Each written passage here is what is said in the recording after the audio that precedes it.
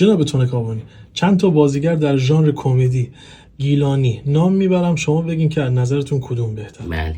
نعیمه نظام دوست یا شیرین محسنی؟ نعیمه نظام دوست. نعیمه نظام دوست یا فاطمه هاشمی؟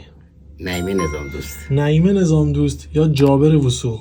بازم نعیمه نظام دوست. نعیمه نظام دوست یا مرجان گلچین؟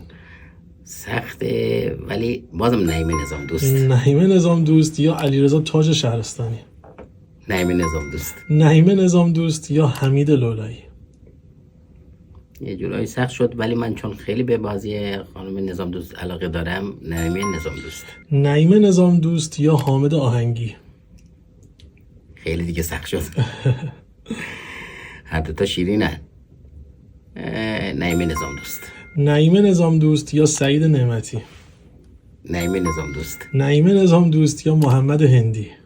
ای جانم محمد هندی. محمد هندی یا فرزاد پورمهدی؟ خیلی دیگه سخت شد. هر دوتا عزیزن، هر دوتا دوست داشتنی هن.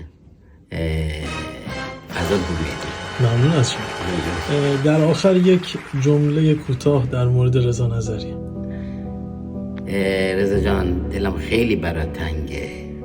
هنوزم تو خوابا میبینمت، واقعا میبینمت و بعضی وقتا میبینم که اصلا سر اجرا با ما هستی. رضا جان، تو عشق بودی، رفیق نبودی، داداش بودی، روحت شاد. هنوزم تو قلب ما جا داری و یادت تا ابد برای ما زنده هستش و هر جا میریم یادت میکنیم. واقعا این همیشه با ما هستی و جات واقعا خالیه. اینجا خیلی سنگینی میکنه. روحشون شاد باشه. انشالله شما زنده باشید و سایتون همیشه بالا سر باشه. ممنونم. زنده باشید. زنده باشید. ازتون بشه.